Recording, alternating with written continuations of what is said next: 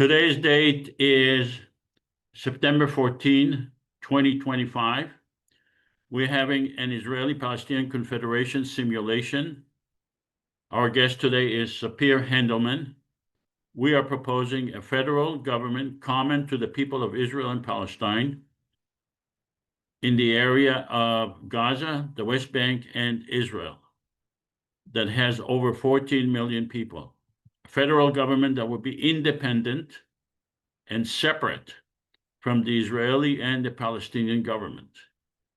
A federal government that will be created organically, not by the Israeli or the Palestinian government, organically by the people of Israel and Palestine, 14 million people, with equality to the people of Palestine and Israel, based on a constitution, based on separation between government and religion, and based on a common parliament with 300 parliament members, Palestinians and Israelis, and common president and vice president, one Palestinian, one Israeli, rotating in 2 years, and a common judicial branch.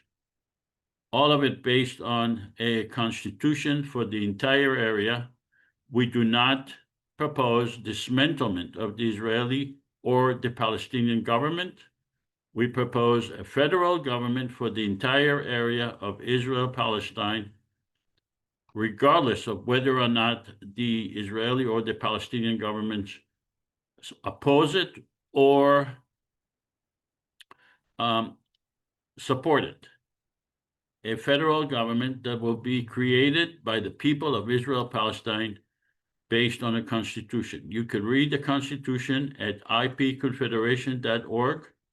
You can see here it's available in 3 languages. If you click on English, then you would see the constitution, the preamble to the constitution, and Article 1, all of the articles that discuss how the federal government will be created, what is the jurisdiction of the federal government, and how it will be able to pass legislation where it will be required that 55% of the Israeli and 55% of the Palestinian parliament members will support the legislation. And if the legislation violates the sovereignty of the people of Palestine or Israel, then the government of Israel and Palestine will have a veto power over that legislation. But if it doesn't violate their legislation, then they will not have a veto power. You can reach me at josephavisar@gmail.com. Our guest today is Dr. Sapir Handelman. Dr. Sapir Handelman is a scholar practitioner in the field of peace and conflict studies.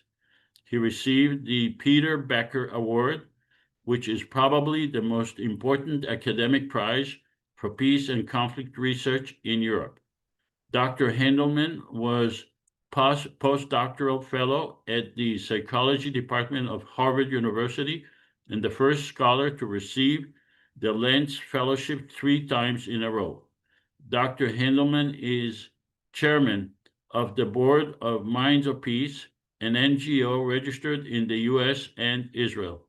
He is the co-founder of NegoFlict, which provides a digital platform for solution-focused negotiations.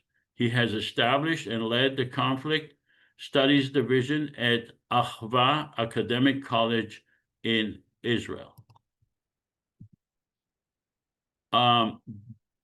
This week, on Friday, we will be meeting at the Santa Barbara Public Library at the Faulkner Gallery at 10:30 a.m. to 12:30 p.m.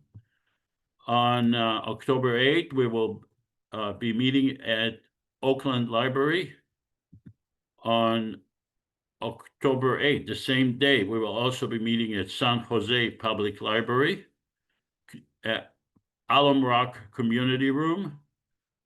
The next day, October 9, we will be meeting at the San Francisco Public Library at 10 a.m.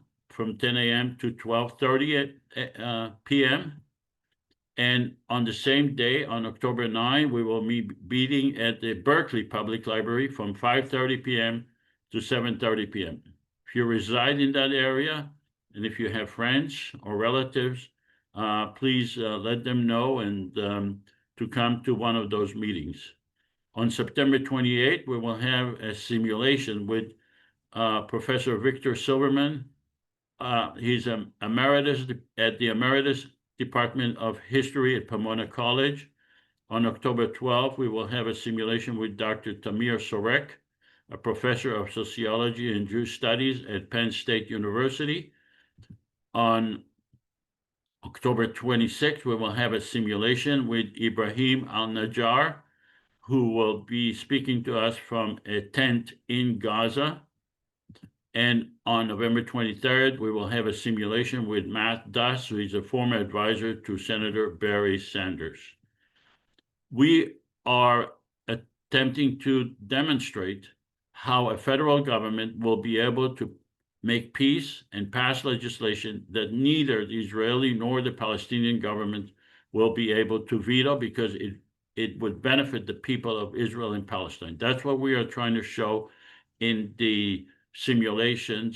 We are not proposing substantive policies for the federal government. We're just trying to demonstrate how the federal government will be able to thread the needle in the constellation of the Israeli-Palestinian conflict within their governments and create legislation that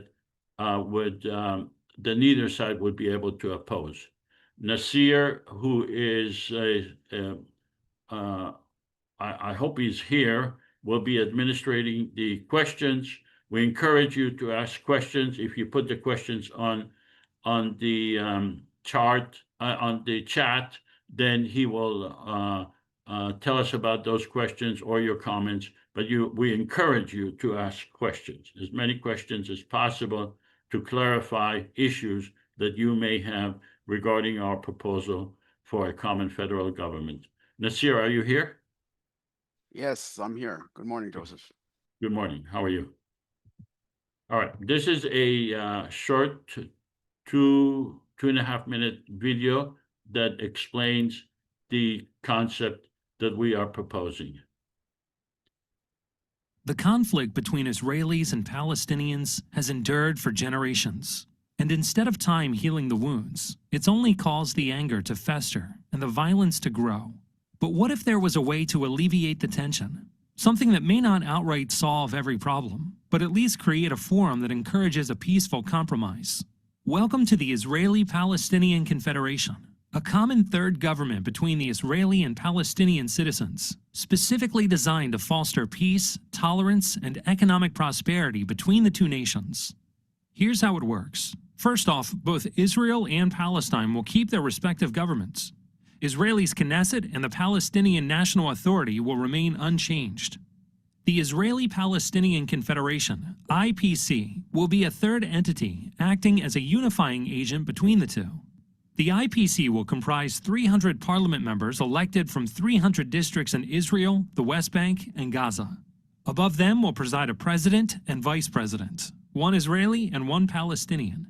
In order for the IPC to pass a law, it will require a 55% majority from its Israeli representatives, as well as a 55% majority from its Palestinian representatives, thereby preventing either side from monopolizing the legislature. Of course, the IPC won't undermine the political power of either the Israeli or the Palestinian government. At any time, Israel or Palestine may veto a law passed by the IPC. If neither side vetoes, the law is passed. And the two nations are another step closer to resolution. Please help us make this a reality. The Israeli-Palestinian Confederation. We might speak different languages, but we all mean the same thing. So please vote now whether you support a federal government for the people of Israel and Palestine. And we will compare your vote that is being taken now to the vote that will be taken at the end of the simulation. So at this time, Do you support a common federal government for the people of Israel and Palestine to make peace? You can vote yes if you support, and you can vote no if you do not support.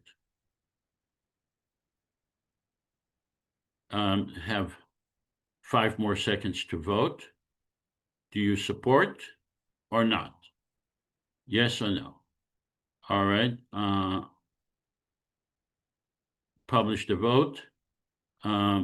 16 out of 16 who voted yes. That's 100% support. Like I said before, this is not the same result that we are going to get if we actually have the survey in Israel-Palestine at this time. But actually, most people in Israel-Palestine are not aware of this. But the point is that when people are aware, they tend to support. Confederation and federal government exist worldwide to address specific conflict. Some governments refer to themselves as federal governments, while others use the term confederation. Definitions are not fixed and evolve with changing realities. In the context of Israel-Palestine, the IPC defines confederation and federation as a shared government for the people of Israel and Palestine, guided by democratic principles outlined in the IPC Constitution, which can be found at ipconfederation.org. That's the Constitution I showed you earlier. It's available in 3 languages. So we are conducting a simulation. It's not a lecture, it's a simulation. And in order to conduct it, we need to make assumptions. These are the assumptions. The first assumptions is that our organization, the Israeli-Palestinian Confederation, was able to obtain major funding. I believe it will have to be somewhere around $100 million to educate the people of Israel and Palestine about the benefit of a federal government for them personally, for their safety, for their peace and prosperity, and for their future. So the first assumption is that not only are we able to obtain funding to educate the people of Israel and Palestine, but we also are able to recruit candidates and to have a platform for people to vote. The platform will be online. People will be able to use their phone, their computers, their friends' computers and phone, and the election will take place until the parliament and the president is elected. So under the Constitution, there is no time limit for the election. The election will take place, continue in each district until each district has parliament members and has parliament member. I'm sorry, not members. Each district will have 1 member, and there will be a president and vice president elected. The election will continue until the full legislative and executive branches are filled for each district and for the entire area of Israel-Palestine. The second assumption is that 14 million people, excluding children, have been given an opportunity to vote in the area of Israel, the West Bank, and Gaza. The third assumption is that 5 million people have voted. So again, we are assuming now that 5 million people have voted. And based on that assumption, we are conducting the simulation that 3 million Palestinians voted and 2 million Israeli voted. We are also assuming, for the purpose of conducting this simulation, that me, Joseph, was elected by 1.5 million votes from the entire area of Israel and Palestine, from the West Bank, Gaza, and Israel. that 1.5 million people voted for me as president, and 1.3 million people voted for a Palestinian lady. She will become president in 2 years. I will become vice president, but we will have continued constitutional duties as president and as vice president. And those duties are spelled out in the Constitution. We are also assuming, for the purpose of conducting this simulation, that 300 parliament members were elected. You, the audience, will be asked to act as parliament members, representing your district, either your Palestinian district or Israeli district, or a mixed district in which Palestinians and Israelis live together. And each district encompasses 47,000 people. Before I turn to Sapir, do you, the audience that is going to become a parliament member, do you have any questions regarding these assumptions? Are there any questions regarding these assumptions? So we have a question. How long do you anticipate the process will take? And in what future year do you assume the Confederation can begin to function? Like the process, so basically the process of how long does it take for a Confederation? And then another thing is about in regards to how districts will be formed. The district will be formed by computer algorithm. In the area, there will be 300 districts. Each district is 47,000 people.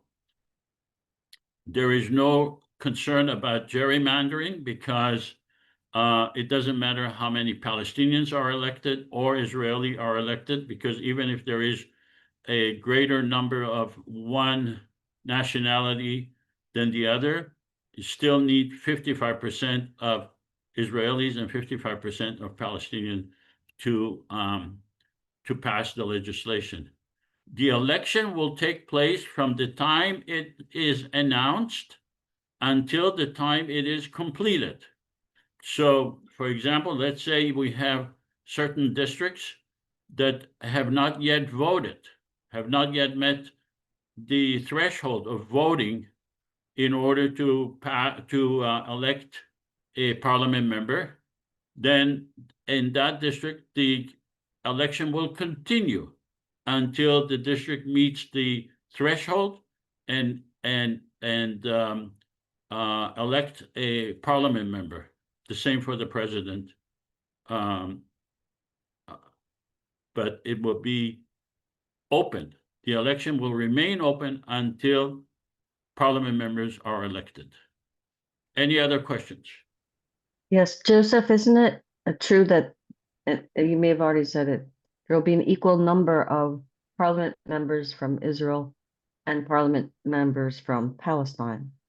That doesn't mean you have equal numbers of Jewish or Palestinian people, because they can be Jewish. It's not religiously based. It's based on location. Yeah, this is not religiously based. It's a separation between religion and government. However, it is not, we don't really know. It's not a rigged election. We don't really know how many Palestinians will be elected and how many Israelis will be elected. It's up to the people. Exactly. In certain districts, many districts, Palestinians and Israelis who live together will decide who they want to vote for, Palestinian or Israelis. But at the end of the day, we will have certain number of Palestinian parliament members and certain number of Israeli parliament members. Let's just assume 160 to 140. It doesn't matter because we will need 55% of the 160 and 55% of the 140. We are proposing a secular government. Religion is immaterial in terms of running for parliament or president. It's not, that's not the issue to be decided in this election or part of this election in any way. And the Constitution prohibits passing legislation that advances one religion over another. It doesn't mean that we are opposed to religion. In fact, we will be able to facilitate all religions to practice the religion. We will be able to facilitate that, in my opinion, a lot better than what is being facilitated right now. Any other questions? All right. Let's go to Sapir. Sapir, we met before. You were shown these assumptions. Do you have any questions or comments regarding these assumptions at this time? Sure. The first one, you propose unlimited funding for promoting, for making public relation to this, to the confederal mechanism. One of the symptoms of intractable conflict is that peace process progress, violence increase. So you can spend as much as money if you want in public relation. If you don't create a mechanism to cope with the violence and to involve the people and explain them that this is part of the process, you're just going to spend funding with no use, because you're going to lose everyone. Because again, peace process progress, violence increase. So this is my first comment. To continue, my second one, it goes to the beginning. There's difference between federation and confederation. Federation, like the United States, is one state, and confederation, like the EU, is two states. When you say that these are quite similar institutions, and Israelis immediately will fear that you're going to one-state solution. And I don't see 2 million people, Israelis, are going to vote for this kind of things. And just to give you an example, we led public negotiating Congress in the middle of Tel Aviv, an Israeli delegation, Palestinian delegation, and came one of the leading of the confederal movement in Israel. It's a different version. One country to a separate state, and when he explained the confederal mechanism, immediately Israelis said, he's leading us to one-state solution. So I don't know how you address these things to cope with the fear of the Israelis. So this is just the beginning. All right, let me respond to you. With regard to your first point that violence increase, I totally agree with you. Violence increase in the context of the Israeli and the Palestinian negotiation, in the context of their government's negotiations. They are negotiating two states, and that's really the issue that both sides feel insecure about or opposed to. We are not negotiating at all. We are creating a common federal government, and there is no really reason for violence. But I agree with you, there may be violence, but this is not an area without violence. So to say, well, we are concerned about violence, it's just doesn't really register very well in an area that is full of violence. And we are proposing a mechanism to resolve the violence. Now, with regard to your comment about federal versus confederation, like we said, this is not a definition can change. And we are saying, whether you call it federal or confederation, we are basically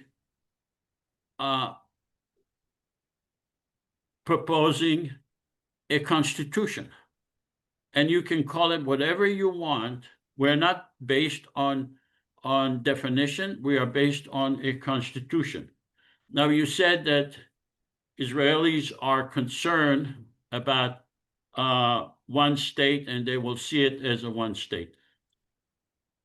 We are not proposing dismantlement of the Israeli government. We are, in fact, proposing to give the Israeli government a veto power over our legislation. So they will not really have an argument that this is about to dismantle their government, because we are recognizing the Israeli government. But even if they think that it is one state, we are not here to persuade all Israelis. This is not the goal. Under these assumptions, 2 million Israelis will be voting, not the 7 or 8 million that Israelis that are there. We are assuming that only 2 million Israelis will be voting. So I'm not sure what part of the assumptions you are challenging. Are you challenging the number of 2 million Israelis, or are you challenging the number of 3 million Palestinians? These assumptions do not claim that all Israelis will be convinced. I don't think you'll find 2 million Israelis. I'm Israeli, so I'm not talking about the Palestinians. Even I have knowledge about it, and it's hard to me to see 2 million Israeli voting for this. Perhaps I'm wrong. What is your basis to believe that it's hard to find 2 million Israelis who will vote for this? What is your basis that you believe that 2 million Israelis are going to vote? I am not saying that I have a basis. I am saying I am assuming that 2 million will be voting. You are making a claim that you do not think that 2 million Israelis will vote. We don't really know. This is why we need the major funding to educate the people of Israel and Palestine about the failure of their government, their failure of their government to give them a vision for peace, and about another option. Now, we do not say, yes, 2 million people will be voting. We are saying, let's assume that 2 million people are voting. You're saying you don't think they will. So I'm asking you, do you have a basis? Because that has not been introduced to the people of Israel and Palestine. That they are not aware of this. In fact, when we spoke last week, this is the first time you were aware of it. So, please. Yeah. Let's look about the situation in Israel now. There's a major protest against the government. A major part of it are part of the peace camp, those that want to reach a negotiable solution. You know how many people are in the street? 200,000, maybe 300,000. To get 2 million people to vote, I don't see any basis for this. And you need, as you said, you need to educate the people. But the question, how to educate the people, you need to create a mechanism that the people will participate in this, not just by voting. You're coming to the Israeli with a lot of, let's say you have unlimited budget, and tell them, I'm Joseph Avisar, propose a third government that is going to press your government to reach agreement. And you assume that 2 million people are going to go and support you in a region that trust is very close to zero. So it's make me very skeptical. However, for the simulation, I'm willing to go with you to make like a game and to think about it. But you have to realize that to get 2 million people Israeli to support it as to vote, it's a huge mission. And I don't think just money can solve it. It's not money that is solving it. It's not Joseph Avasar that is solving it. It's not Joseph Avasar on a personal level. It's going to be parliament members running in Israel and Palestine. And when you are given the choice to vote in an election online using their phone, it's not like going to the street. You have the confidentiality, to vote. You will see who are the parliament members in your district. You will see who is the candidate for president and vice president. And the distance between a person voting and not voting is very, very short. It's completely different than what's going on in Israel right now. In Israel, there is an internal conflict because of the failure of the Israeli governments to give peace and security and democracy to the people of Israel and Palestine. We are proposing a true democratic government that will give them peace and security. And at the end of the day, people will be considering their interest. And we are proposing a system based on transparency, not based on trust, but based on transparency. So we disagree. Joseph, just one comment on this. Major part of the Israelis are right wings. And the right wing is in Israel are thinking that if there's going to be established a government and if we're going for two-state solution or confederation, and there's going to be a government in Palestine, it's going to be a weak government, it's going to collapse, and you're going to have Hamas and ISIS in your borders. So this is major fear of the Israelis. And to convince those people to come to vote for a joint mechanism that will help, I think it's very difficult. But again, I'm willing to go with you. Yeah, I understand. I just want to respond to that. Actually, it's going to be a very strong government. It's not going to be a military government. It's going to be a government based on legitimacy given to it by the people of Palestine and Israel. So as far as legitimacy, it will be enormously strong, much stronger than the Israeli government that does not have legitimacy because it has not given the people of Israel and Palestine the right to vote as equal.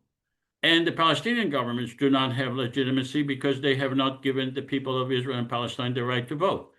So from strength, yeah, I agree with you. This is not going to be military strength. It's going to be legitimate strength given to it by the people of Israel and Palestine. All right, but I appreciate the fact that you are willing to go along with the assumptions. From this point on, we are going to act as if these assumptions have been met. And now we're going to ask the audience, please decide. And by the way, we need a person to volunteer to be the Israeli Prime Minister and Palestinian president. So if you are willing to be the Israeli or the Palestinian leader, do not volunteer to be parliament members, but the rest of you, please choose, are you going to be an Israeli or a Palestinian parliament members in this simulation? Please make your choice.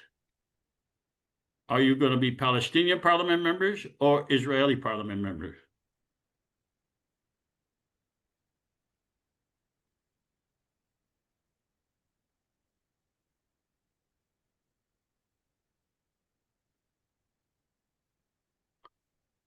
Make your choice. And remember, as Israeli parliament member, you may be elected by Palestinians as well. As Palestinian parliament member, you may be elected by the Israelis as well. So your district may be a mixed district. So keep that in mind and remain intellectually honest representing your district. So I'm giving you 5 more seconds to make your decision. Are you an Israeli parliament member or a Palestinian parliament member? Joseph, right. how Shlomo, about go ahead. Sapir? How about Sapir become the Israeli represent the Israel president? Sapir, are you elected to be a I'm parliament Israeli, member? yeah, the Israeli parliament. Okay. All right. So we have published a vote, please. We have 8 Palestinians parliament members, and we have 7 Israeli parliament members. Okay. And we need a volunteer to be the Israeli prime minister. Do we have Israeli prime minister? Don't be shy, please. It's only a simulation. So even if you oppose his views, it's okay to act as Israeli prime minister in this simulation. Do we have a volunteer to be Israeli prime minister? I thought Sapir was going to do it. No.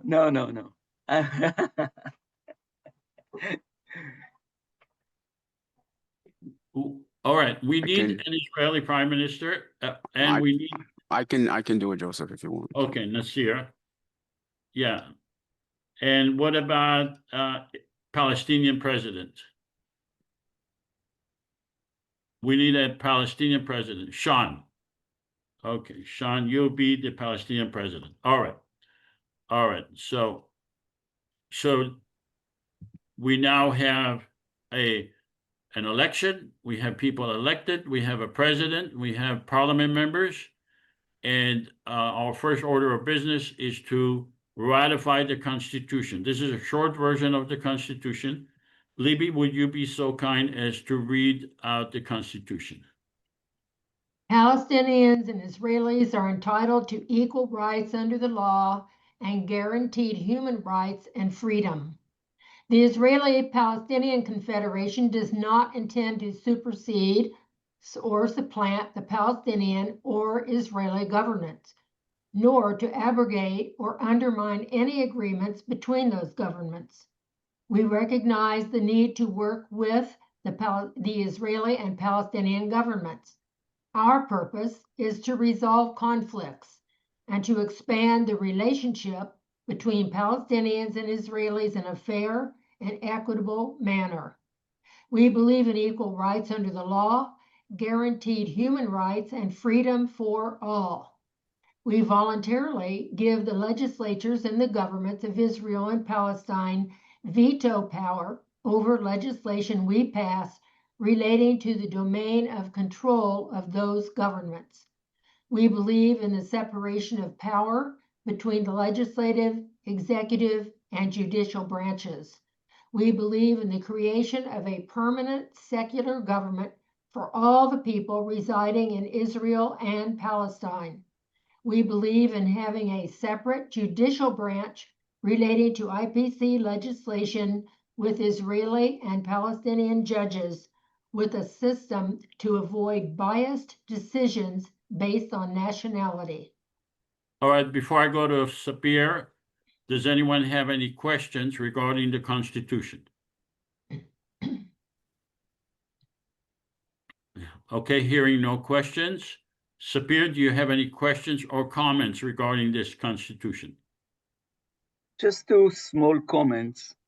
The first one, when I proposed the confederal mechanism to one of my supporters, the first thing he said, this is going to be an assembly that is going to be paralyzed because they're going to fight all the time and they could not reach a decision. Even I know that you said 50% and 55% and 55%, but this is not enough. It has to be legitimate and it has to have substantial to function well and to influence the people. It's not just majority rule. You need sufficient consensus here. This is first. Second, your assumption that there's going to be separation between synagogue and state or church and state, which I support, but I doubt it if the Israeli public are going with it. It's very difficult in Israel to persuade them to go along this way. This is my 2 comments. All right, but regarding the Constitution itself, do you have any comment? The Constitution that is right in front of you. All right. No. Let's have the Palestinian parliament members. Do you please ratify the Constitution? You must ratify the Constitution because you are elected to the parliament, and as a parliament member elected, you ran on the Constitution, and every democracy in the world requires its parliament member to ratify the Constitution. This is the basis upon which we will continue to operate as a legislative body. This is the basis of our transparency system. All right, let's have publish the vote on the Palestinian parliament members. 100% of the Palestinian parliament members voted yes. Let's go to the Israeli parliament members. Do you ratify the Constitution?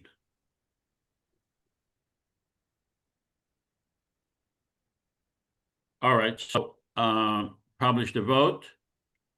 So all of the Palestinian parliament members and all the Israeli parliament ratified the Constitution.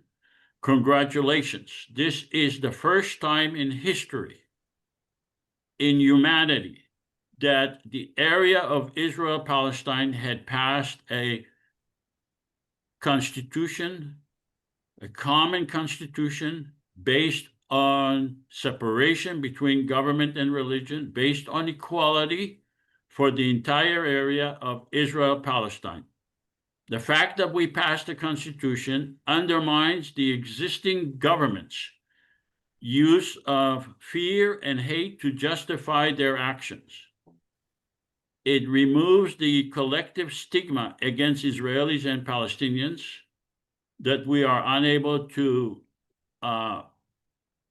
ratify a constitution, that we are unable to have a constitution that separates between government and religion, and that we are enemies forever.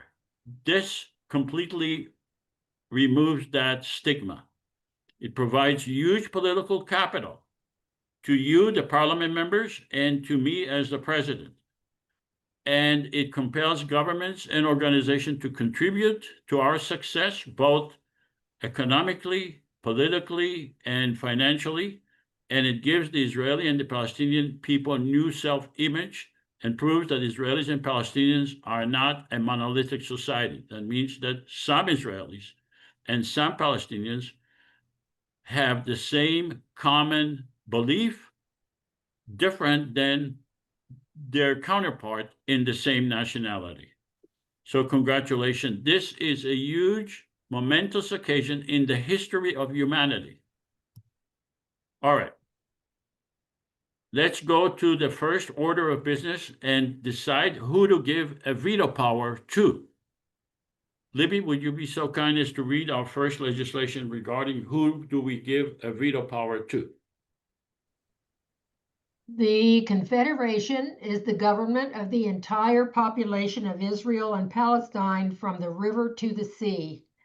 We recognize the Palestinian and Israeli governments and are seeking their cooperation to implement our vision for peace by giving them a veto. We will do our utmost to satisfy the essential needs of each government. We are pleading with the Palestinian and Israeli public to understand that while we would like to pass the best legislation possible to improve their lives, under these constraints, a perfect legislation is not possible. We hereby bestow a veto power relating to legislation affecting sovereignty to the following: the government of Israel on issues in which it is indispensable, the Palestinian government on issues in which it is indispensable. In the event of changes in the entirety of the Israeli or Palestinian governments, this legislation may be amended or repealed subject to the IPC Constitution. The Parliament will decide on indispensability. Vetoes may be bestowed individually or collectively. So just to clarify, we only give a veto power to the government that we believe is indispensable. If the government is dispensable regarding specific issues, it does not get a veto power. So if we pass legislation regarding the use of land or police force or removal of the wall, then those governments, the Israeli and the Palestinian governments, are indispensable and they will get a veto power. But if we pass legislation regarding our own budgets or ratifying the Constitution or appointing ministers or ambassadors, then they are dispensable. The government of Israel and Palestine are dispensable, and they do not get a veto power. We give them a veto power for several reasons. The first reason is that it provides a safety net to both sides. In other words, people in Israel and Palestine may choose to participate and to vote and to run because they understand that we are not there to undermine their own government. So if they trust their own government to provide them security and safety, the federal government does not take that away. It's just an additional mechanism for them to feel safe and secure. The veto power increases the likelihood that Israelis and Palestinians will participate as voters and as parliament members. It decreases the Israeli and the Palestinian government's opposition. They really would not have a rational opposition to this federal government because they get a veto power over legislation that violates their sovereignty. It removes any claims that the IPC is a subversive intention with the purpose of undermining the Israeli or the Palestinian government, and it gives legal protection to the candidates so that they will not be subjected to prosecution for attempting to undermine the Israeli or the Palestinian governments, and it compels us, the federal government, to thread the needle, meaning to pass legislation that will be acceptable to both sides so that they will not veto it. And the veto power creates a platform for negotiation with a deadline.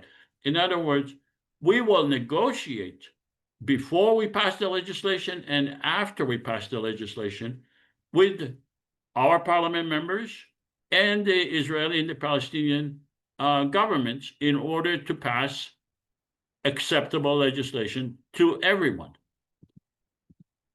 Before I go to Sapir, does anyone have any questions regarding this first legislation of veto power? Do you have any questions? All right, hearing no questions, let's go to Sapir. Sapir, do you have any questions or comments regarding this veto power? I've commented before, but I'll a general comment. I think you're confused between federation and confederation. According to your assumptions, you all the time say the federal government are providing the government of Israel and Palestinian veto power and so on, so permit them. This is federation. In confederation, the power of the central government are coming from the Israeli government and the Palestinian government. So I think you are confusing between federation and confederation. We're saying that it doesn't matter if there is a difference in the way it is being described.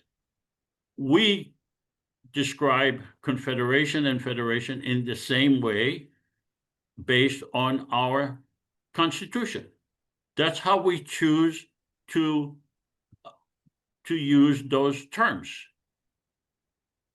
Yes, but the general assumption that federation you cannot break. California cannot decide that it's a separate state from the United States. In confederation, like in the EU, when the UK decided to get out of the EU, it can do it. Confederation, you can break. So basically, you're proposing a federation and call it confederation, I think. We are not the U.S. system. The U.S. system, the federal government is superior to the state. We are not copying that. we understand this is not going to work in Israel-Palestine. We are saying that we give a veto power to the Israeli and the Palestinian government. We are free to decide the system of government based on our own needs.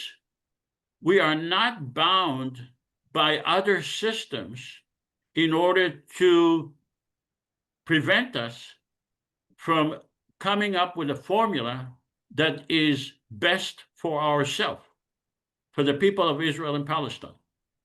And you, as a parliament member, you voted for the Constitution. You did not oppose the Constitution.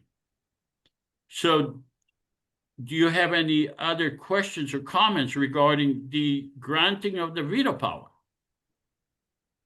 But why is the word federation coming up? The word federation Because coming we up, use it alternatively. Okay, but why are we using that word? Because it seems to me that this word, whenever it's used, creates this controversy and ambiguity. And I think that the word federation, when it's being used, also, like, I mean, as Israeli Prime Minister, who I am here today, it is releasing sovereignty over us to a stronger central federal government. Now, the word federation and confederation is two totally different things. And therefore, I think that it jeopardizes your movement when you use the word federation, because it takes sovereignty away from that. When you say you're not here to undermine or to delegitimize the two governments, my government, which is the government of Israel, and the Palestinian Authority, which is responsible for the administrative authority of the Palestinian areas of Area A. This is what it indicates to me when you say federal. So I think that it's wise for you not to use the word federation.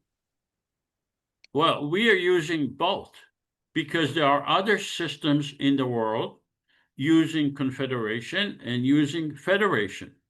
We are entitled to create our own description of those terms. These are not biological description that everyone adhere to, everyone has to accept as the only definition of a biological object.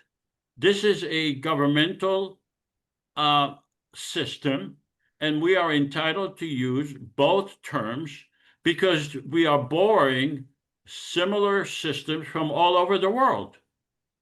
And we're Joseph, using both of them interchangeably as we see fit for our purposes. Joseph, in any textbook that you look, federation means one state and confederation means two states. No. When you speak about federal basis government, of the word federation means treaty, pact, or agreement. So this confederation that is being simulated today is based on the assumption of agreement towards something of peace and a treaty union between peoples, different governments. So if you go back to the basis of this word, it works perfectly for what Joseph is describing here. And everything else is just argument because you're talking about words when Joseph is bringing forth ideology. And if we can't get past the words, the ideology cannot live. So no. I completely don't agree with you. Two things. First of all, words and definition are very important. When you use federation and use confederation, use two different things, completely two different things. This is first. And second, the way you describe it, it gives the impression that you give veto power, but the confederation limit the veto power of the two states. When it's do something like this, the meaning that the strongest institution is the federal government. And this is not confederation. In confederation, two sovereign units are united together for specific issues. And they give the federal government its power, not the opposite. So you have to be very careful here, I think. Sapir, the concept of confederation, the concept of federation are human creation, Okay. and they are not subject to one definition, okay? And we can expand our horizon beyond definitions that one person decides is the only definition. There is no, we can expand our horizon. Now, you may choose not to want to do that. You may choose to be, to choose one definition, but these are not God-created definitions. These are not biology. It may reflect, well, let me ask you this candidly. Are you opposed to this idea of a confederation federal government based on the Constitution that we are proposing?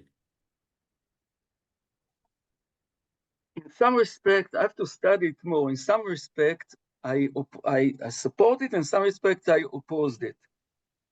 Well, tell me about Because- why are you opposing it? Because the strongest institution the strong institution is the confederal government and not the states. And this is the road to federation, which is one state solution. So I'm hesitate to go with it. When you said veto power, you said, okay, veto power, but then you write some, not this, you give restrictions. And this is not federation, this is not confederation, this is federation. Okay, this so is going Can to I, one can I, state. can I ask Sapir, let me ask you a question. Personally, Sure. in your, what is your take as far as like one state, two state solution? Forget this thing here, but like just so that we can get an idea of where you're coming from a ideological background.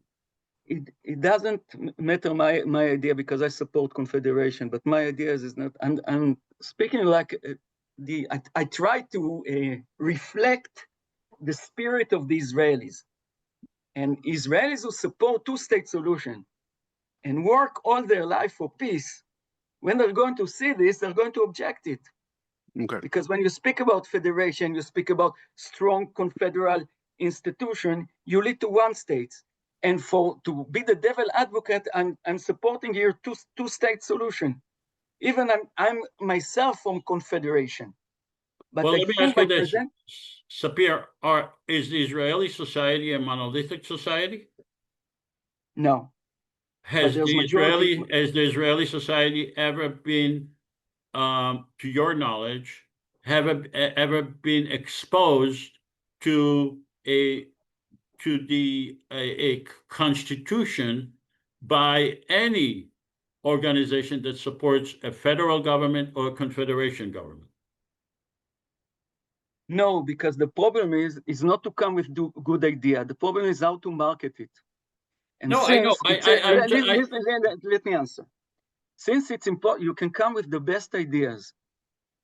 And in times of intractable conflict, no one is listening. So the Israeli people didn't come to these ideas because, except of, some marginal people in the peace camp that they discuss it and write about it and this, like me or others. But major part of the Israelis are living in fear. So they're not willing even to discuss it. And when you present this and it's the first fear that come to mind, you lead them to one state solution. And you get a lot of objections that you don't need, I think. I am challenging your claim that you are acting as the representative or what you believe No. would be the Israeli society when they have never been introduced to this concept, and there has never been a honest or even dishonest discussion on this subject.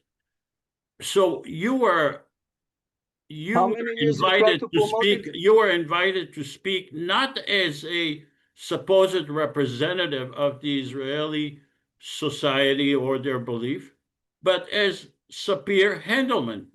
We are asking for your opinions, not as the Israeli society. Sapir Handelman opinions is that this program that you propose right now is leading to one state solution. So I'm very concerned about it. Okay. And how is it leading to a one-state solution? And if it does, what's wrong with that? Because, first of all, one-state solution means marriage between Israelis and Palestinians. Two states means divorce. I don't think both of them are viable options. You need, because separation is impossible and marriage is impossible. At this time of situation, I don't think Israelis are ready to get married with Palestinians. Well, And we I'm already telling- agreed that we are speaking about again, Sapir now, not Israeli society. No, Please but just wait.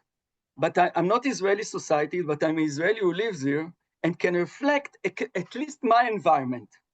My environment, what people are well, saying. that's not a fair argument, Sapir. Because I think you're running away from telling us your own opinion.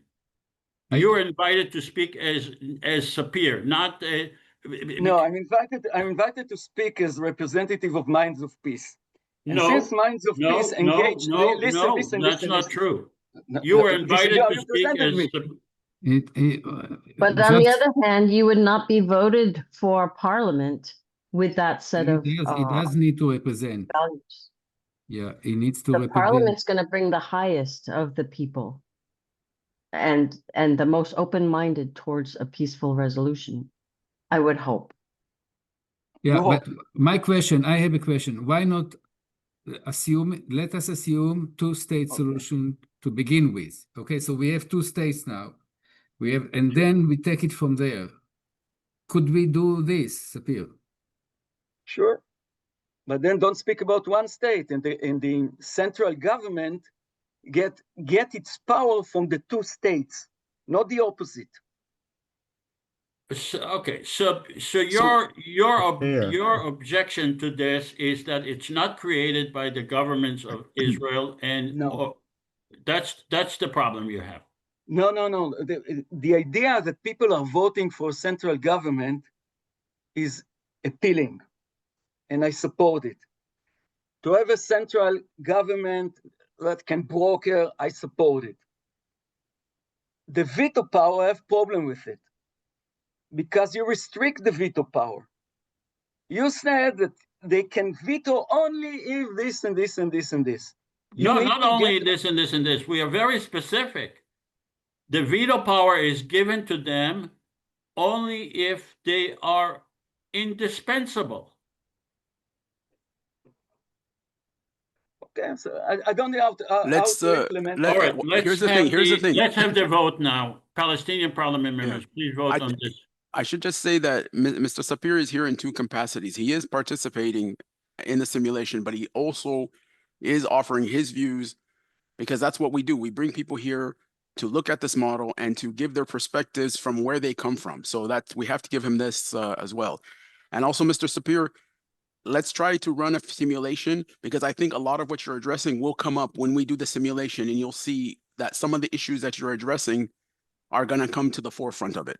All right. Palestinian parliament members voted. Share the results. 100% of the Palestinian parliament members voted in favor of this legislation. Let's go to the Israeli parliament members. Israeli parliament members, please vote.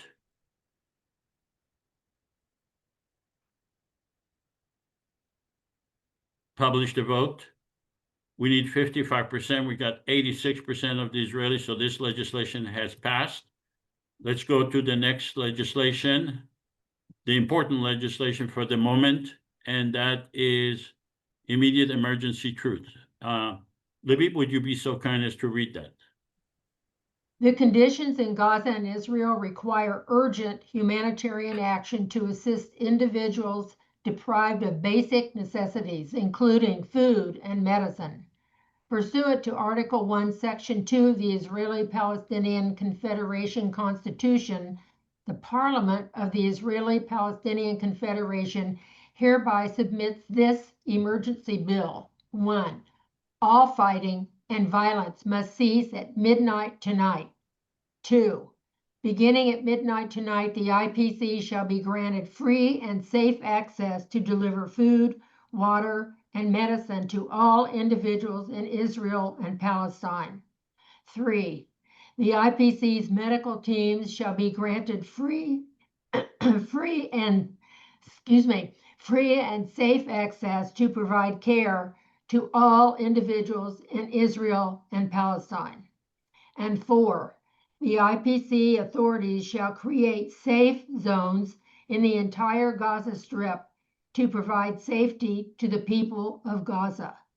The Israeli and Palestinian governments are hereby granted veto power over this measure to be exercised before midnight tonight. All right, let's go. Before we go to Sapir, do you have any questions regarding this legislation? All right. Sapir, do you have any questions or comments regarding this legislation? Sure. One small comment, which is not so small. Violence is ambiguity and ambiguous terms. Violence means different things to different people, and violence means different things to Israelis and Palestinians. For example, checkpoints in the West Bank is considered by Israelis as security and by Palestinians as violence. Prisoners are considered as freedom fighters and terrorists, and so on and so and so.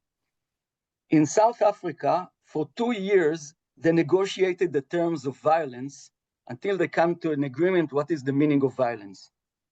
In Northern Ireland, it took Senator Mitchell, the independent mediator, quite a long time to intervene the Catholics, the Protestants, to come to term what is the meaning of violence.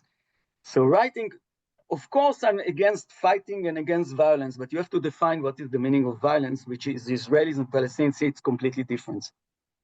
All right, thank you. Let's go to the Palestinian parliament members. Please vote on this legislation. Palestinian parliament members.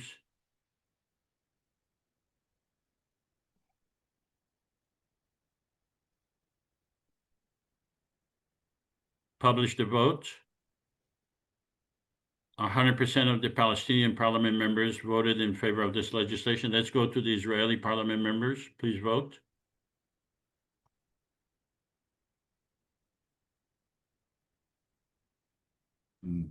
Joseph. Publish the vote. We need 55%, 71% of the Israeli parliament members voted. Let's go to the Palestinian president. Mr. President, are you going to veto this legislation? No, I think I'm 100% fully supporting this. So no, I'm not going to veto it. Let's go to the Israeli prime minister. Are you going to veto this legislation? I absolutely veto this measure. And I'll tell you why. Okay. There is no indication that Hamas will not be in power when this is over. There's no mention of the hostages, and there's no mention of we were not going to return back to before October 7th. This is what I see here. All right. So you're okay with all fighting ending? Well, I want peace, of course. Okay. I'm So Benjamin Netanyahu, but there's no peace with Hamas. The Hamas has to be eliminated. We cannot have How do you want us to change this legislation? We have to have an agreement that Hamas is going to be removed from Gaza, that they are going to disarm, and that we are no longer threatened. Our country is no longer threatened. Mr. Prime Minister, didn't you say that all Gazans are guilty? All Gazans are supportive of Hamas? No, I never said that. Okay. Do you believe so? No, we don't. But we are fighting terrorists who are hiding, using the people of Gaza as human shields. Okay. This is the issue. So they're responsible for the death and destruction of the people of Gaza is the fault of Hamas. What is your definition of removing Hamas? Their leaders, their armed groups, their weapons must all be eradicated from Gaza. They have to give up total. Do you have the names? Yes, we know who they are. Okay. So as Professor Muhammad Ejani, the Palestinians who participate in my negotiations said that he called all the paramilitary group to throw the weapons to the sea, Yes. like it was in South Africa when Nelson Mandela did it, without Yes. knowing their names. Okay, but this should be a peace agreement then, and completely dismantling of the current situation. They won't throw their weapons to the sea because that's what they did in Lebanon, and you know what happened after that. So it is not that simple. No one's throwing Lebanon the weapon to the sea. I didn't see something like this. Mr. Prime Minister, They you had to have leave to Tunisia. Basically, all the fighters had to leave to Tunisia. They left all the women and children, and then there was the massacre of Sabra and Shatila. That was the Israeli solution. And the question is, yeah. So what and let me remind everybody, Hamas already said they will get down. They will down from they will get away from the government under peace agreement or under a situation where they are ready to do it under some peaceful solution. How do you know? That's what they say. Who say this? Well, their leaders at the time, I know the Israel is killing any leader that they can. But how do you know this? I don't know. How do you know this? Because some people say this, some people say the opposite. We don't know this. Okay. And by the way, Sabra Shatila was not the Israeli massacres. It's the Christians massacre the Shia, the Palestinians, the Shias. I don't remember exactly what it was. Mr. Prime Minister, if we are able to get the leaders of Hamas to agree to the IPC jurisdiction as the government of Gaza, will you agree to this legislation? Leaving Hamas in a position of any power is unacceptable. You're right. So at what point do you believe you are going to eradicate Hamas? When would that happen? When Hamas is no longer a threat to Israel, when they are not in a position of power, when they are no longer in a situation where they can receive aid from countries like Qatar and Iran to attack Israeli citizens. I'm not asking you for the definition of eradication. I'm asking you for timeline. When would that happen? Well, we're making it happen now. We're making it happen now. I'm not asking you. I know that that's what you're saying, but we want to give peace and security Joseph, to the Palestinian we want people. Peace. Listen, I'm asking you. Benjamin Netanyahu, also want peace. As someone, as long as it takes for us to remove Hamas from power. You do not have a timeline. Well, we're working as fast as we can. We have support from the United States. I'm not asking you. I'm sure you work as hard as you can, but you do not have a timeline. Isn't that clear? You present here a document. He wants that in this document, and I support him, it will be written specifically that Hamas has to remove from power, release the hostages. This is a thing that must for Israelis, for me and for him. Okay. By the way, Sapir, we are part of the simulation now. This is a simulation. We are asking the Prime Minister of Israel, who vetoed this legislation, do you have a timeline for eradicating Hamas? And and give us that date. Well, currently right now, we are eliminating them from their stronghold in Gaza City. We've created safe zones in Mawasi for Palestinian civilians to go to while we deal with this threat, while we deal with this situation. All right, Mr. Prime Minister, you're the only one who objected to this legislation to give aid immediately to Hamas. As the only elected president of this area, I have no choice but to notify the people of Israel that your position is completely unrealistic. It's against them. It's against the people of Israel themselves, because you have committed yourself to be in a war in which you're unable to tell the people that you are asking for them to go and sacrifice their lives and sacrifice their family without knowing what is the timeline.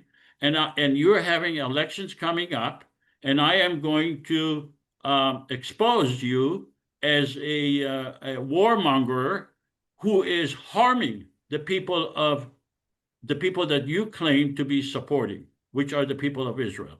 So, Joseph, right now you gave him the Israeli votes. You did the opposite.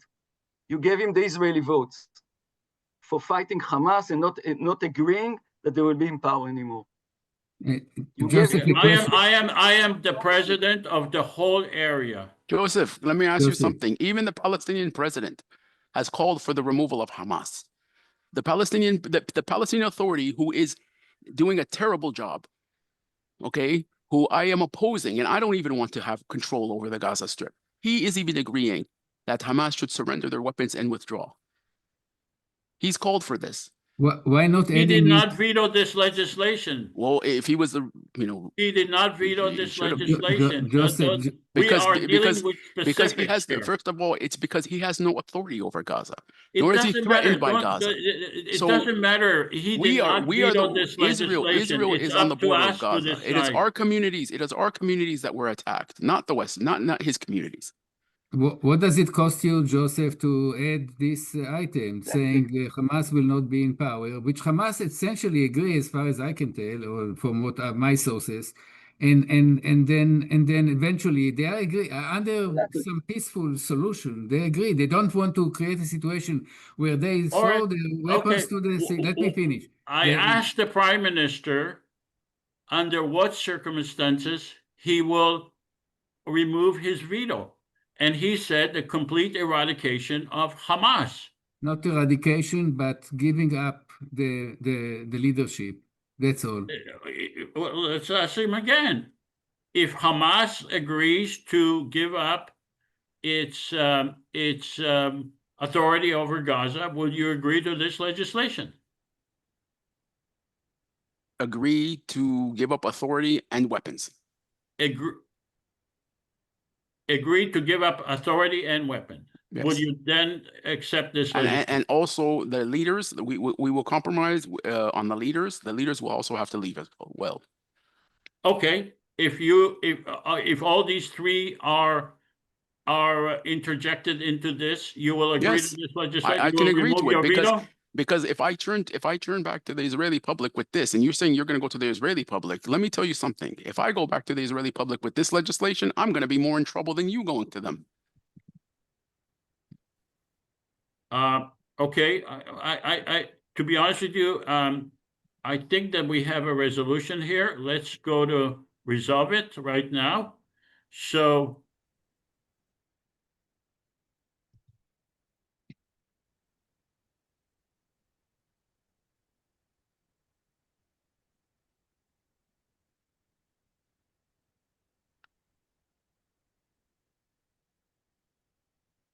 I could also raise the issue as who's going to control the border where the aid comes in. we are. Well, Who's are we? we going? Our border Right. are the internal borders of Gaza? We need guarantees that they're not going to be supplying weapons and smuggling in. We have to have a security presence as well there too. Oh, so you want to be in Gaza for how long again? Until a reasonable government authority can run that country and administrate it. Okay, so we are a reasonable government. We are elected by the people of Israel and Palestine. But my understanding is you're not the government of Gaza. You're saying that there's a Palestinian government, and then you're saying there's you. Are you replacing the Palestinian government? No. Until they elect, this is our next legislation. Until they elect a legitimate government, yes, we are. Okay, let me make something very clear. Israel, the state of Israel, does not outsource its defense, its security to any agencies. We handle these directly. We're not asking you to outsource.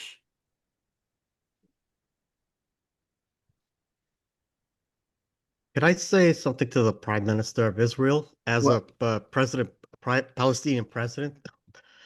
Yeah. Uh, Prior to October 7, you know, we'll get rid of Hamas. We will get rid of what you asked for, but on one condition, you'll not occupy Gaza anymore, and you'll sign a permanent ceasefire in return. That's it. You're not in a position to do anything. You would not able to rule Gaza, nor were you able to sustain your power in Gaza. How can you offer me something that you don't have? So we will give you back your hostage. We will You don't have my hostages. Hamas has my hostages. well, we right. will go to Hamas and tell them to release the hostages, and The same Hamas that threw you out of Gaza in 2006.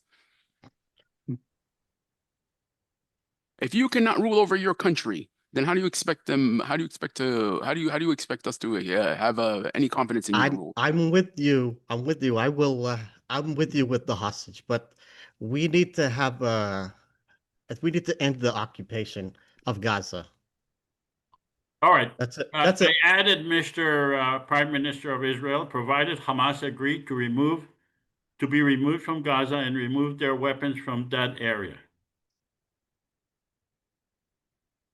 Okay. Are you removing your veto? I will remove my veto if this is yes. All right, thank you. Well, the purpose is not to convince the Prime Minister here on the simulation. The purpose of what we are doing is to show how a Confederation government will have the leverage and the legitimacy to discuss with both the Palestinian and the Israeli people for the benefit of the people of Palestine and Israel together. That's the purpose of this legislation. Let's go to this next legislation, and that is Declaration of Governance, Ceasefire, and Reconstruction. Libby, would you be And so before kind before Libby reads, just I'm acting as Bibi Netanyahu, not me. So just for the record. That's a good clarification because you're actually doing a good job. Pretty convincing, but you wish this would be Netanyahu's position. Yeah, Honestly, I don't even think Netanyahu would accept it with those amendments, by the way, but that's, let's just go on. exactly. All right. Okay, this is the Declaration of Governance, Ceasefire, and Reconstruction. The destinies of the Israeli and Palestinian peoples are inseparably linked, and only a unified government can restore peace and stability. The IPC declares an immediate and unconditional ceasefire and demands the immediate release and return of all political prisoners in both Israel and Palestine. The IPC launches a national reconstruction campaign to rebuild thousands of homes, roads, hospitals, civic institutions, and critical infrastructure, enabling the prompt return of displaced populations to their communities. The IPC proclaims the restoration of law, order, and civil society as a national priority, recognizing that peace is not possible without justice and social stability. The IPC shall retain authority over the Gaza Strip until a new and freely and fairly elected Palestinian government assumes power in Gaza in accordance with democratic principles. All legislative, executive, and judicial decisions related to Gaza shall be enacted by the full IPC government under the IPC Constitution. The IPC calls upon the international community, including the governments of Israel and Palestine, to provide a $50 billion grant to fund this urgent reconstruction and reconciliation effort. The governments of Israel and Palestine are given a veto power over this legislation. So many times we are asked, how would the IPC be able to enforce legislation? And this is an example of the IPC not needing to enforce legislation, because this is an example of the IPC having its own power, its worldwide to require the Israeli and the Palestinian governments to work sensibly in order to obtain the funding that we are able to obtain, which they are not able to obtain because they do not have legitimacy worldwide and do not have support worldwide in the same way that we do. So does anyone have any questions regarding this legislation before I go to Sapir? All right, let's go to Sapir. Couple of comments. First of all, when the IDF is going to leave Gaza, how you're going to ensure peace and stability, or ensure that there's not going to be a violence. So there's an Egyptian plan that said that there's going to be an Arab force that will take in control of Gaza and keep security. However, on the other hand, you speak about democracy. Arab forces and democracy, this is kind of contradictions. And I don't know about democracy with the Palestinians. They have to tell me if they are ready for democracy. So this is for shooting from the hip. I think the Israelis are not ready for democracy too. So yeah, perhaps. Actually, I think that Palestinians are far more ready than Israelis to participate in a democracy. Whenever Palestinians have been given the opportunity to be part of democracy, they have taken it with full acceptance, including the Palestinians in Israel who live under total humiliation, in which they live to accept Jewish. No, I totally object to what you're saying now. You said I understand. No. Listen. No, don't stop You're me. putting Do down not Israel, stop me. and I don't Do agree not with you. stop me. You can say you do not agree. I'll let you know. Joseph, No, because this doesn't connect to this. You're giving a I am assumption that is responding to completely what not you true. said. I'm responding to what you said. Palestinian Israelis have participated in Jewish democracy in the same rate that Jews did. Even though Okay, can I comment? Do not stop me. I'll let you speak. Even though they do not accept the concept of a Jewish democracy because they are not Jewish, and even though a Jewish democracy is not a democracy, and even though they were humiliated by Israelis living under suspicion of being fifth column, yes, and not being part of the Israeli military, and even though they participated in the elections. So the idea that Palestinians are not ready for democracy is contrary to the actual fact. Go ahead, Sapir. No. Yes. First of all, Jewish democracy, this is a term that you invented. There's nothing like Jewish democracy. People speak about Israel as a Jewish and democratic state. Jewish democracy is something that do not exist, first. Second, you said that the Palestinians are ready for democracy. In 2005, Israel pulled back from Gaza. You said that they are ready for democracy. The next event was coup d'etat of the Hamas, and we know what happened, civil war in the Palestinians, and this is what happened.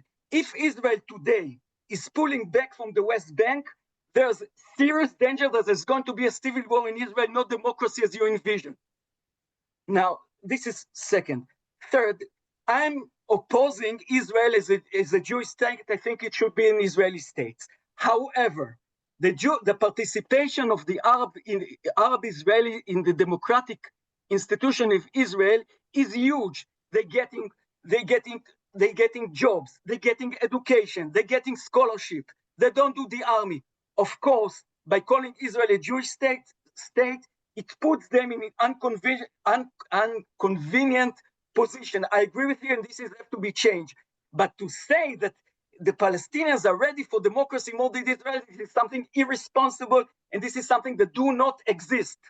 Let me comment. 2005, it's not accurate what you said. It was very fair elections. Hamas was elected, unfortunately, maybe, but that was what happened. Just let me on the interrupt you for a second. No. Let me interrupt you for a second. Hamas is undemocratic party. When you vote for undemocratic party, you give up your democracy. So don't tell me that you're democratic, because one condition of democracy is not to vote for undemocratic party. One, you vote for Nazis. So what about Ben Gavir's party and Smotrich's party and all these right wings? So did you give up on your democracy? Did you give up on democracy? Do we have the right to overthrow? Do we have the right to now disclaim your government? Yeah. Listen, Karl Popper defined democracy as the ability to criticize the government and replace them without violence. This is constantly happening in Israel. This is not happening in the Palestinian society. It is not. It is not. Right now, I'm not going to look. No, it is not. I mean, this is not reality. You live on another planet. Israel is I live in another planet? Yeah, because Israel What happened in 2007 in Palestinian society after Israel pulled back from Gaza? I have a question on that. Israel is You said, okay, the Israeli pulled out of Gaza, but at the same time, Israel still occupies Gaza. It's under siege by Israel. That nothing can go in and out of Gaza without Israel's approval, even after 2005 when Israel pulled out. So I'm still not convinced. This is not the issue. The issue is that there was civil war in the Palestinian society. This is not connected to Israel. There was civil war in the Palestinian society because Hamas did the coup d'etat. What is the connect? And of course, Gaza was under siege. There's many problems, but Gaza collapsed like almost all country in South America that got independence, because they don't have the foundation and the institutions for keeping order and stability. And to say that the Palestinians are ready for democracy, this is not accurate. I'm not saying that they are not able to build it, and I'm not saying that we should not help them to build it, or the international community should help them to build it. But to say that tomorrow you do democracy and the Palestinians are voting for this is hallucination. No. All right, we are working under the assumption, which you accepted, Sapir, that 5 million people voted, okay?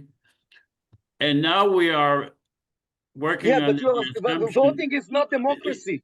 Voting, there was democracy in the Soviet Union. This was democracy. Okay. There's conditions to be a democratic I can prove to you. We are working under the assumptions that 5 million people voted, that 300 parliament members were elected. Based on my calculations, at least 50 of these parliament members are from Gaza.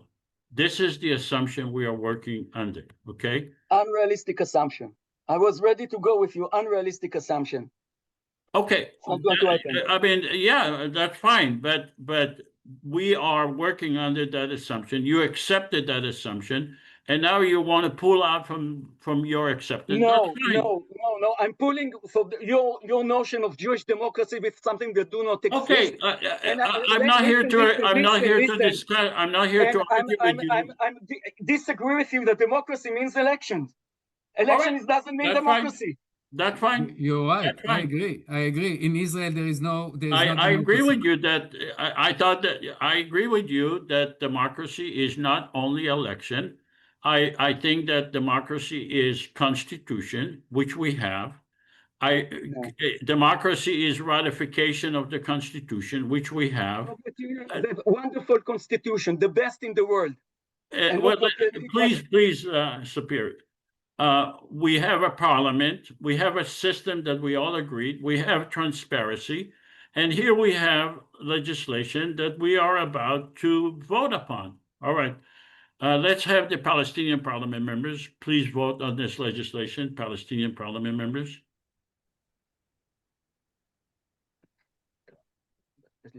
Palestinian parliament members, please vote.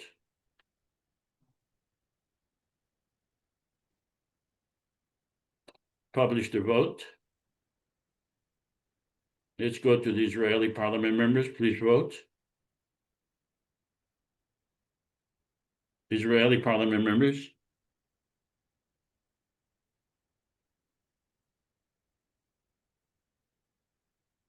Publish the vote.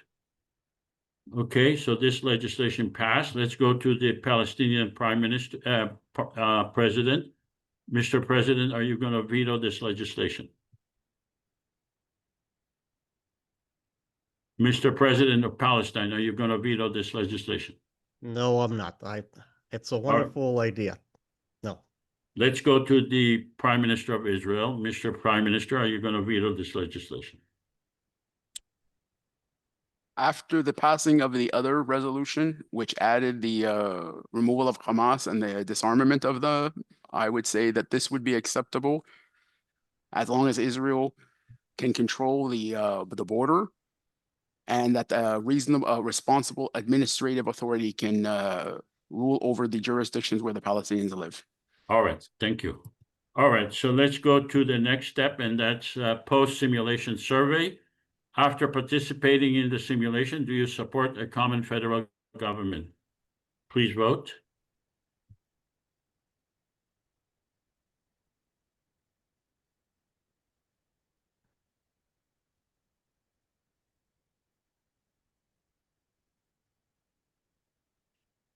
Oh, mistake. All right, publish the vote.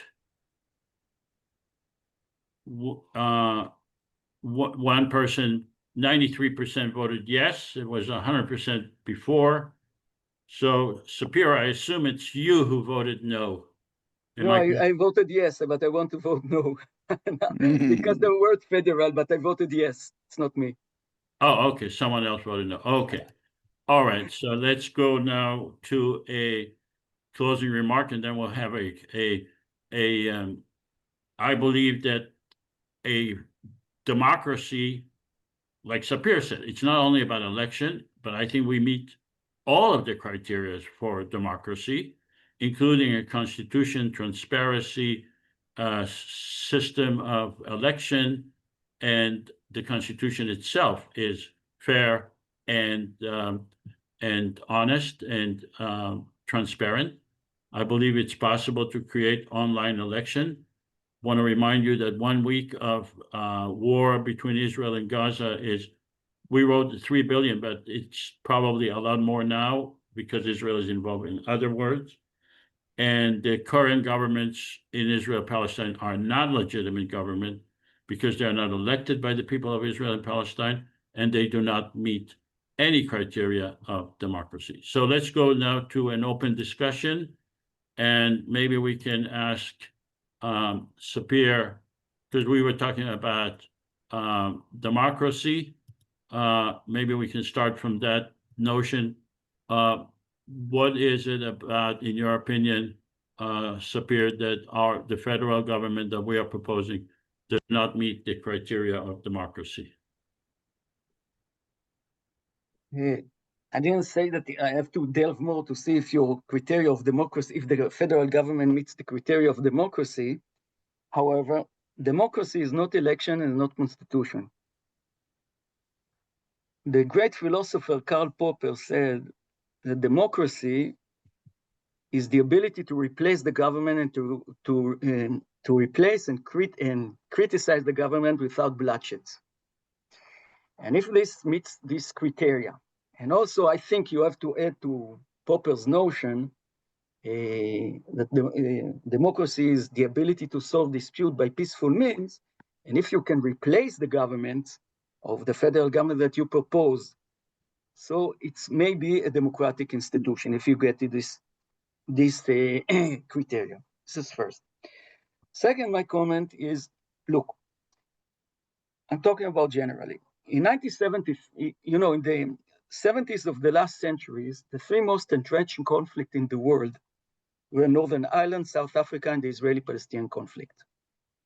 In the 90s, the first two experienced a revolutionary transformation, and we are still collapsing. The question is, what was the difference? Because to think about ideas is nothing, but the question is how to get there. It's not nothing, it's important, but the question is how to get there. In 1973, the British government, the Irish government, and three moderate parties from Northern Ireland reached an agreement how to solve the troubles in Northern Ireland. It was unbelievable agreement. It's called the Sunningdale Agreement. It's collapsed to huge violence. 26 years later, the Good Friday Agreement that concluded the trouble is the same agreement that they reached in 1973. For 26 years, they kill each other to reach the same agreement. So they say that the Good Friday Agreement is Sunningdale for slow learners. The question is, why was the difference? How come in 1998 or 1999 they reached an agreement, in 1973 they didn't reach an agreement? And the answer is because a confederal institutions. They understood, as you promote, the leaders, that without the people, it's not going to work. They established something that they call the all-party talks. They invited all the political parties to a major congress to discuss, debate, and negotiate solution to this conflict. And this congress was established, established and collapsed again. Violence was huge violence. But in the end of the day, it prepared the ground for the people to reach agreement. And this is something that I thought that we should bring to Israel and Palestine, a major public negotiating congress that can involve the people in the peacemaking process. And once you reach a peace, it's have to collapse and to evolve into the mechanism that you propose, a common confederal government. And the question how to establish this public negotiating congress. And to be honest with you, I don't know.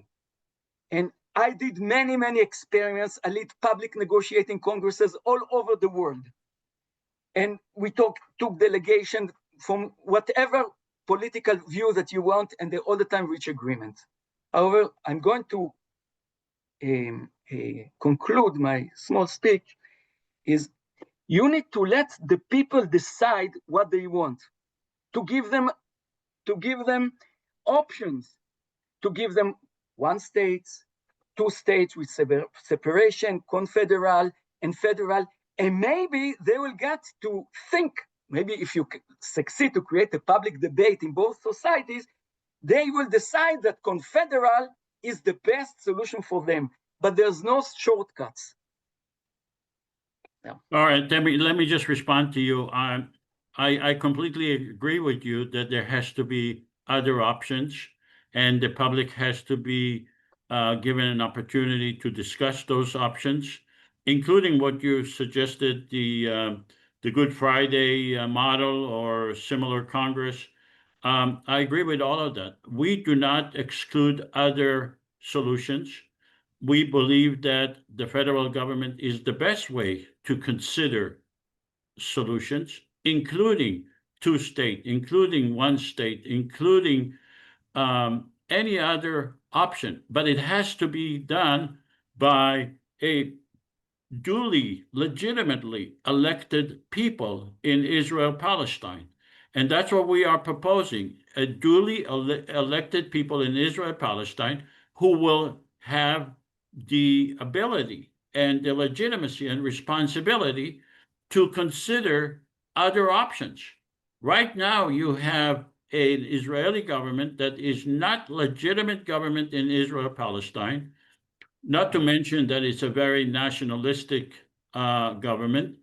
You have a Palestinian government that has not been elected in Israel-Palestine at all. And when it was elected, it was only elected by the Palestinians 15 years ago. There is no legitimate entity in Israel-Palestine. We do not exclude other solutions, but we think that the federal government, as we propose, Palestinian and Israelis in the parliament, will be the legitimate people to decide those options, and they will have the common responsibility to decide those options with a discussion with their own people. Shlomo. A quick question to Sapir. Do you think, in your opinion, does Israeli government represent the people, the majority of the Israelis, even just the Jewish Israelis? Does it represent them or not? I don't know. I don't know, and I'm not dealing with it. My work is to involve the people in the peacemaking process. I don't know. If you ask people who support Bibi, they'll say there was election and it represented it. Israel is very problematic democracy. There's coalitions, and if you manipulate the coalition, you can be a prime minister. I don't have the voting to answer your question, and I don't think it's connected to my work. No, because you talk about democracy as if Israel is a democracy, Palestinians cannot do democracy, while not even defining democracy. No, wait. He said, Joseph said that the Palestinians are ready for democracy. And I give you 1,000 examples. It's not true. How can you say something like this? No, it's not. You are wrong about it because you never let them have a democracy. And if you let them, you have Marwan Barghouti sitting in an Israeli prison for how many years? 20-something years. Why is he there? Every time there is a leader that wants peace and can get to agreement, Israel cut his head off one way or another. Shlomo, what happened in 2007? Who was, first of all, when you did election, who was elected in the Palestinian society? Undemocratic country. Not necessarily. I think you're being unfair, Sapir, when you say that. Because let me give you an example. Because you said this twice. But what I'm saying is that you're saying that they elected an undemocratic government. They didn't. They elected a party that had 40%. Okay, Hamas did about 40%. But at the same time, what was Israel's reaction? They cutting off aid, blockade, sanctions, defunding. So what I'm saying is that these. So what you had is in 2007 when Israel in 2005 when they withdrew, they replaced. It's basically you can't siege a government and then let it collapse and then blame that collapse on the authority that you put. So the pot that was set that destroyed Gaza and that allowed Hamas to overthrow Gaza was what the U.S., Israel, and even I would say the Palestinian Authority did. They set this up. So every time the issue of democracy has come in, it's actually been successful. Look at, for example, the municipalities in the West Bank, how they're being run. It's very successful. Nasser, I'm completely with you. Israel withdrew and the Palestinians didn't have the condition to build their states and all the stuff, we know it. With all the Palestinians that I'm speaking with, they tell me, let's first of all build a viable government that can function. Then they could speak about democracy. Listen to me. Absolutely. They can speak about democracy. To say that tomorrow, if you give the Palestinian freedom, they can build an institution and can a viable democracy. I think even the Palestinian that I know will tell you this is irresponsible. And it's not just because the Palestinians. It's happened to almost all in the development in all South American countries that collapsed into civil war. It happened to Israel. You cannot undermine or you cannot underestimate what the Palestinian Authority has done in terms of building institutions. Okay, considering the fact that Israel is defunding them, Israel has cut their funds, and at the same time they were funding Hamas through Qatar. This is not a conspiracy theory. We know what's going on. The Palestinian Authority and Hamas, its existence has been based because Israel has allowed the situation to be what it is today. I'm not going to argue with it. So you said, according to your opinion, if tomorrow Israel is pulling back from Gaza, from the West Bank, the Palestinians immediately can find their own institution, can find their own state, and it's going to be a viable state. I think this is irresponsible to say like this. You have to be gradual. But not more irresponsible than the status quo and the continuation. I completely agree with you. Yes. I completely agree with you. You need the process. I completely agree with you. Yeah, there's no problem then. All right, let's go to Rob. And then just one comment. One comment about the beginning of Israel. When Israel started, he started with a few terror organizations. Everything from the Haganah to Etzel to Lehi, all of the three were terror organizations. And And then somehow there were democracy. I can argue that there was no democracy then, and there will never been a democracy in Israel. And this is another discussion another time. But you have a point. You have a point when you have a nation that is broken to pieces, and suddenly you say, okay, now rule yourself. And yeah, there is a problem. And by the way, before Zionism started, there were all kind of conversations about the Jews having their own state. And there were two different voices. One said, no, the Jews have to recover, to heal from being sick for all these 100 years because of what was imposed on them and so on. And the other one said, no, give them a state and they will heal then. That will be the healing. So it is a problem, I agree. But All right, let's go to Rob. Rob. Yeah, I'd like to come to the IPC and talk about that a little bit. I was actually the person who voted against the IPC. I changed my vote. So I will put my hand up for that. And the reason I did is that I've attended these for the last 10 months or so, and I think things have changed. The situation in the Middle East has deteriorated hugely, and the psyche has changed. And as such, I think right now to try and proceed with the IPC would be doomed to failure. The situation is not ready for it, and it wouldn't be able to proceed. Now, as a secondary point there, I would say that throughout the time that I've been attending the Rob, IPCs, let me clarify your comment here. Are okay, you saying that it's not a good idea because it's not viable, or because the structure of this idea is flawed? that's actually my second point I'm coming to. So the second point I'm coming to here is that throughout the last months, we've had a number of people, attendees, who've voiced quite serious challenges and valid challenges to the practicality of the IPC. Some small, some larger, and we've seen the same thing today. What's unclear to me is whether those challenges are being processed at all. I realize we need to proceed with each simulation, so we can't have a discussion within the simulation itself. But I'm wondering whether we couldn't have more value by examining the model itself. And I'm wondering if that's happened, because I don't see anything that's changed.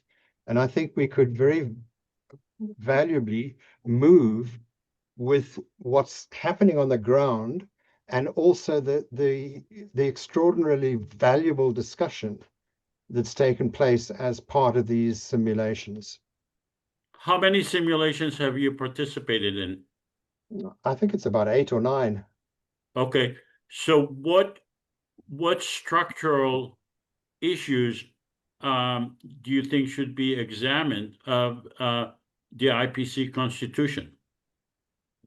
I'm not going to try and pretend that I've got all the answers now, and there's nothing specific. All I'm saying is that the practicality and how realistic some of the things that we're doing or we're proposing have been challenged. And I think we can take those challenges seriously outside the simulations themselves and potentially have a discussion. And this, I suppose, in a sense, goes along with the idea of saying that we need a conference first. I think, Sapir, you mentioned the South African situation of having a long conference first. And I think through those sorts of mechanisms, we might well come up with a slight variation or an alternative to the IPC. But to proceed with the IPC and not be able to evolve it as a model means that we're hitting our heads against a wall. But I am trying to, Rob, to ask you specific questions about any flaw that you see with the IPC Constitution, which is the basis of the IPC, and you are not able to pinpoint a single one, but yet you say, well, let's have a different model. Is that a fair criticism? Is that a fair criticism to? Let me answer to that. Let me answer that.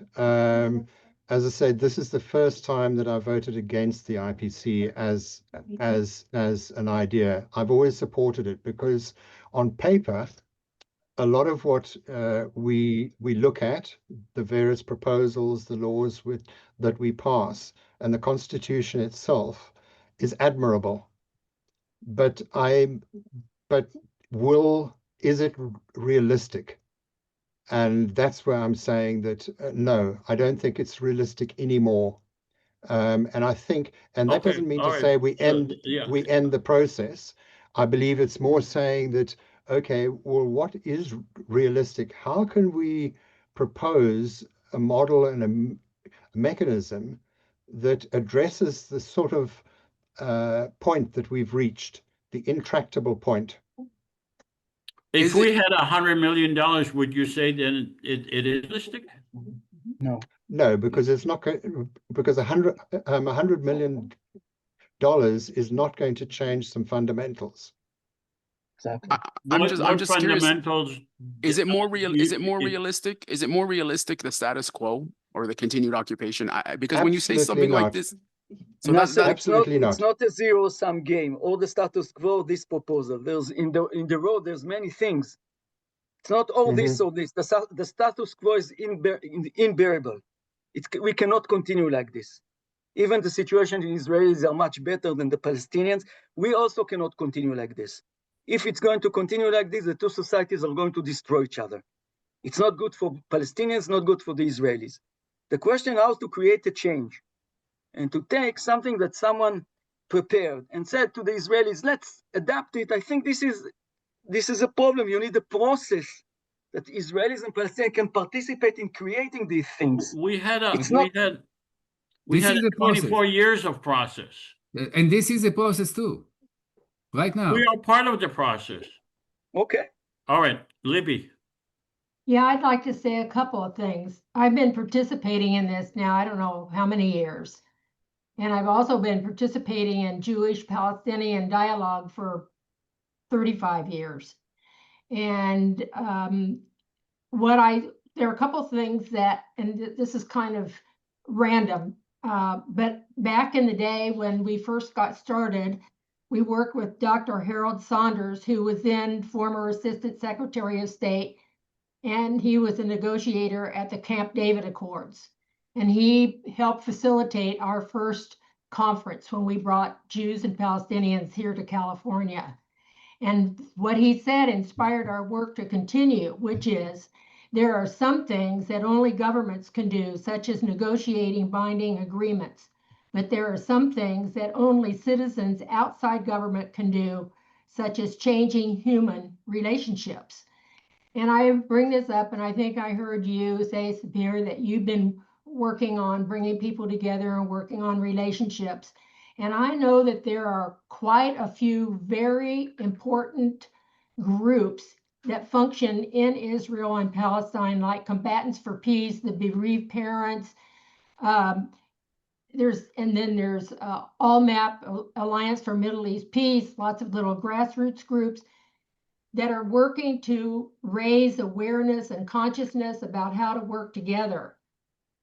But the Israeli government, and maybe the Palestinian authorities as well, but the Israeli government makes it extremely difficult for the people to come together. For instance, the Bereaved Parents Group, they started a number of years ago having a joint Memorial Day ceremony.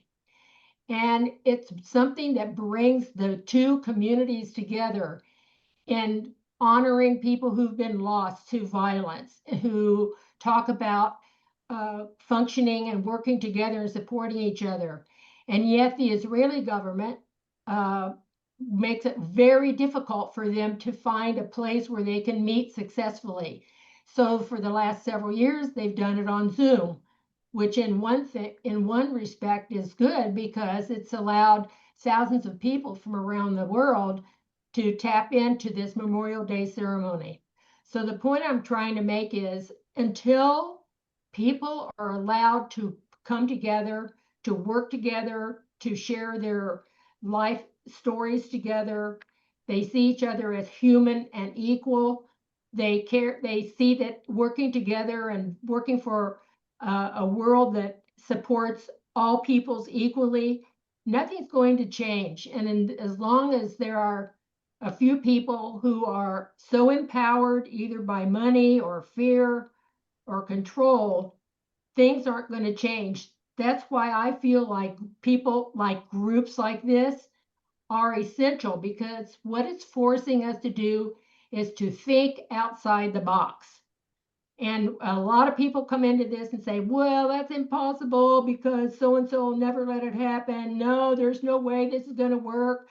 No, we have to stop saying no, and we have to think outside the box. We have to be willing to see that we're living in a very, very violent time. And I agree with Sapir, if we don't do something now, if we don't get it together, it's not just the Jews and the Palestinians that are doomed. The whole living system, our whole planet is suffering because we try to resolve all of our differences with violence. Violence is anything against life. And we just really need to see that our connections, our oneness is forcing us to think outside the box, think whole, think interrelated, interconnected, interdependent. We're all totally dependent on this one planet. So instead of sitting here and saying, oh, it won't work, it can't work, if this isn't working, the last thing I'll say is I think I've realized that there are meetings that are now happening, at least around in California, for the Confederation, the IPC Confederation, to have meetings in libraries. Well, this is a fantastic example for all of us to participate in those dialogues and to bring people there and to awaken them to this possibility. To me, this is the next step. You're opening up the conversation and the dialogue to a much larger community. And I hope people will be participating in those, because a lot of people have never heard of this. I try to talk about it a lot and people are surprised. And anyway, so there's my rambling, but every now and then I get on my soapbox and Thank you. I have to. May I respond to that? May I respond to that, Joseph? Sure. Yeah, fantastic, Libby. Thank you for all of that. I just wanted to clarify that what I was referring to realistic is not standing and saying, oh, this is not going to work. All I'm saying is that let's examine what we can do, what we can change if necessary. I think the example of the library discussions is a perfect example where we are evolving. So absolutely, I'm behind this, but I think we need to evolve and expand and address all the issues that you have just raised. So thank you very much for all of that. All right, Shlomo, before we go to you, let's go to Alan, because you had Alan. Coping is a moral obligation, but it is not a strategy. Well, thank you. I've been following this process. I appreciate especially what Libby just said, to kind of put the wider perspective together. There are so many efforts trying to deal with this same conundrum. And what I just want, that I've said a few other times, is that I think the next step in this process is more, and I appreciate seeing it going to all the libraries, and I'm telling all my friends in California, come check this out.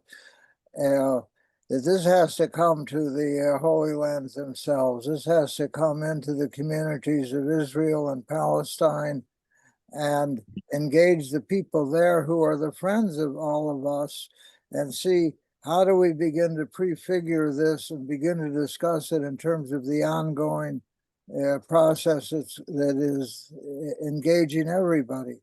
So Alan, we're gonna be there November 7th. follow that, excuse me. We are going to be there in November. Good, good. Well, very good. I think that this whole process, when it begins to see the regions in Israel and Palestine and begin to see how they could actually prefigure this confederation, that will become an on-the-ground alternative to the bloc politics that's going on. I appreciate your persistent activity. And Libby, your clarification of the whole context in which this is going on. When I began my endeavors of going to Megiddo, seeing that as the place of the big war to envision the big peace, and met another Traubman, Lily Traubman at Megiddo Kibbutz, and seeing how deep was the possibility in the communities on the ground to see another way of handling the conflict. I see that this really has its roots on the ground and we need to nourish them with our friendship and so on. Thank you very much. I'm glad to have been participating. All right. Thank you, Alan. Let's go to Shlomo. Okay, I have two questions to Sapir. That is maybe one question. So one question, assuming no violence whatsoever, would you object one state solution, number one, and number two, which is related, if you were the king of this region and you had all the power, what would you do? How would you solve this complex problem? It's funny, I have a similar question. I'll ask that question later. It depends. If you're asking me, Sapir, first of all, one state solution means different things to different people. So we have to define what is the meaning of one state solution. Like two-state solution is also two different things. I don't think one state solution is a viable option. I don't support it. This is first. Second, if I was King David and I had millions of dollars, the first thing, and I have the option to do it because it's going to be very difficult, I would establish the Congress of the Israeli-Palestinian people, taking 120 Israelis and Palestinians, probably by, we did for Obama, we did a program how it's going to work, how people are going to be elected and how going, because you need the legitimacy. Election or some community, some other ways to choose them. And then you have Congress of the people when all the international community is opening. President Trump, the EU, whoever you want, and they're going to negotiate solution to the conflict. And I think if something like this will happen, Netanyahu and Abbas will run to reach agreement because this invites new political power that they don't want to have it. It's going to be very, very difficult. And this is what we think to do. Now, about me, with our limited budget, because I don't know how to get there, what we are going to do now, we initiate a project that called Two States, Different Alternatives. After making negotiation with thousands of people from all the political spectrum, most of the people want two-state solution, Israelis and Palestinians. Again, I didn't do surveys, but thousands of people participated in our congresses. We brought 2,000 people to a Rabin Square. They want two-state solution. However, two-state solution means different things to different people. So we are going to speak about three options: separation, two-state separation, partnership, and collaboration. I think collaboration, this is the confederal institution that Joseph speak about it. We are going to negotiate it with public participation and public voting for 1 year. And in the end, we're going to have voting and elect one program. After we're going to elect this program, we are going to negotiate for 1 year what are the solutions. And we are going to speak, and peace has to be made, built, and kept. So we are going to speak about peacemaking, peace building, and peacekeeping, because you need political, militaristic, and civilian mechanism to keep peace and order. So this is what I'm doing in my, my small contribution. To tell you that I'm going to give a change, to bring a change, I don't think so. I'm not Nelson Mandela, but I'm trying. All right. Hey, Joseph, if you wanted to, I just saw your message. I'm sorry. That's okay. We're going to conclude anyways. So I don't have any more. Just curiosity quickly. So, one state solution. What will go wrong about it? Assuming no violence. Again, this is a big assumption. Why won't you go for one state? Look, I have to see what is the meaning of one state. For example, if you think about power sharing, take the example of Lebanon, it leads to civil war in the 70s. So it depends what kind of one state solution you're speaking about. One person, one vote, separation between religion and government. All the people are equal under one constitution for everyone based on equality, one person, one vote. Yes. Okay, so I'll present the view of a friend of mine, okay? Because I don't want to speak about my friend. When people speak about one state solution, he said one thing: I build a huge state. I have all the facilities. When you have the coronavirus, I don't want Palestinians to come to Ichilov to be in line with me. So let them have their own states, their freedom, and the institute. I don't want to occupy them. I want peace, but I have to have my own states. Jewish people suffer all their life, so they want their piece of land, and of course, complete equality with the Arab Israelis. So this is his position. I don't think one state or two states are a viable option. I think the Confederation model is more viable, according to my opinion, if you ask me. Can I ask Mr. Sapir something? Yes. I appreciate the way that you came at this from the realistic view of Israelis, because I think that's something that's a missing element. Yeah. And well, I'm Palestinian, so I know the realistic view of Palestinians. But I've always been a two-state solution supporter since Oslo. Mm-hmm. And I've seen the two-state solution get basically dismantled, because I don't think we've ever had a chance for a two-state solution. I call it a 1.5 state solution. That's always what's been proposed. Okay. But let me ask you this. I've been motivated to join with people who seek one state solution or federation or confederation, because I feel that if this became a serious choice, it would scare Israelis into supporting a two-state solution. Because right now, Israelis only have two choices: a one-state solution, annexing the territories along with the Palestinians, or occupation. But we know that the occupation is not sustainable. And we know that a one-state solution, the Israelis don't want it. So if traction grows for a one-state solution, or for a confederation, or I wouldn't say confederation, let's say a federation, in the way that you believe what a federation is, I think this would scare Israelis to say, you know what? Like my tweet yesterday was to Benjamin Netanyahu and to these guys, that they're going to wish that they agree to a two-state solution. Because when they annex the West Bank, they're basically setting up the one-state solution themselves. The one-state solution is being brought about by Israelis, not by Palestinians, not by international organizations or any federation movement. Israel is bringing upon itself a one-state solution. And they will regret it, because it will end the identity of a Jewish state. And this is maybe the wake-up call. I completely agree with you, and I just want one comment. I wrote in one of my books, in Intractable Conflict, there's the stalemate paradox. On the one hand, you know that the situation is not sustainable. There's going to be a catastrophe.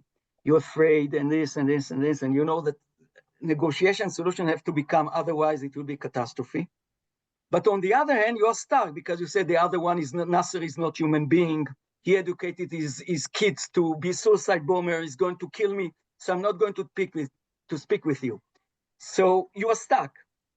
And in all the cases that I investigated, to overcome the paradox was the replacement of leadership. Came visionary leadership and succeeded to pull the people out of this kind of paradox and brought solutions.